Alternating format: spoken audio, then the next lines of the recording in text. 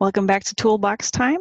I'm Kristen Jordan Koenig, a GIS developer with the Kansas Data Access and Support Center, and this continues the video series about editing ESBs in ArcPro as part of our effort to get a statewide seamless layer available. So I'll switch over to ArcPro. So here is ArcPro, and this would be after we've run steps 1 through 2 or 2.5 of the ESB adjustment toolbox. So now we're bringing our _new layers into ArcPro and starting to work with the ESZ boundaries. So we're going to open the attribute table, and you can see I have this feature selected and highlighted, and there's tons of little polygons all across the border, and we're going to need to get these little polygons split out and then merged into their surrounding boundary. Another thing that we're looking at is if you sort by the ESZ ID, we do have some duplicate IDs represented. So these are usually when some piece of a polygon got split off, we just need to bring it back in with what's going on. So the first step, and this will be with each of the layers, I'm just going to demonstrate on the ESZ, will be to highlight this blank feature, and then up on your editing ribbon, it's 4 clicks down, we're going to want to explode this feature. So it'll bring it up in the modify features window, and yes, that's the one that we want to explode.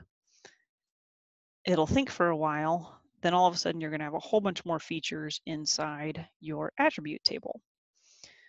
All right, so to start working with this, we're going to make our ESZ let's see, make this the only selectable layer. That's going to make our life a lot easier as we keep editing. So we're going to select everything that borders this particular PSAP. So over here in modify features, you can see that we have a whole bunch of features selected and a few ones that have actual attributes.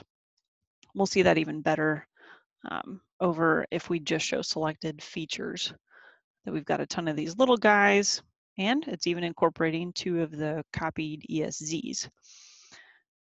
We will now want to merge these together. So back in modify features, we want to click on merge. And at least with this view, you can see the attributes that you want to maintain. So they give us this nice preserve indicator.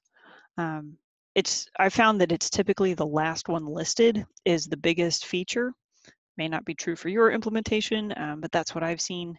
So that's the one that we want to preserve. We'll select that and then click merge. And all those features that were selected are now in that one bigger polygon.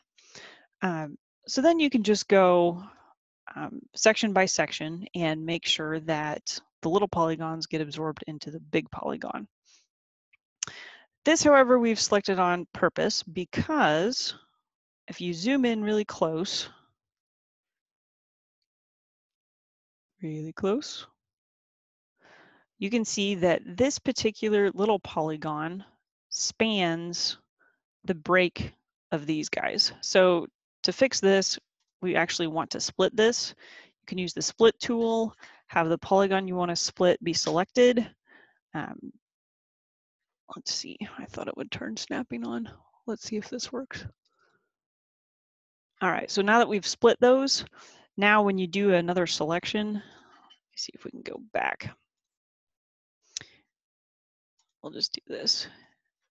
You can select just the part that you're interested in and merge those features. Oop, that's still in split. Want to make sure we're on merge. All right, we want to preserve that guy and merge. All right. So now, for example, now that that's done, we can make sure that we get all the other tiny little polygons merged into the big polygon and merge.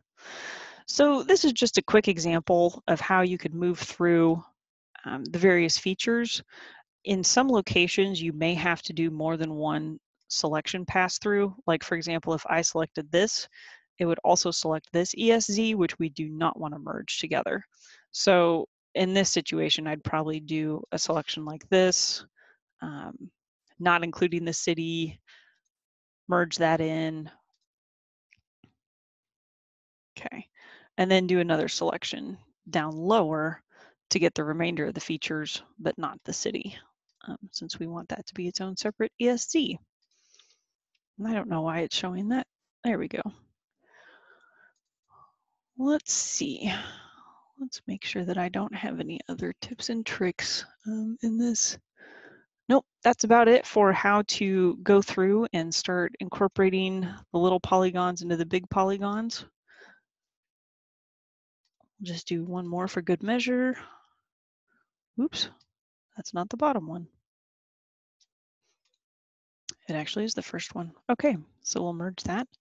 And that's how that works. Be sure to save your edits. So overall, it shouldn't be too difficult to go through and incorporate all those little polygons into the ones that have the attributes. Thanks for watching.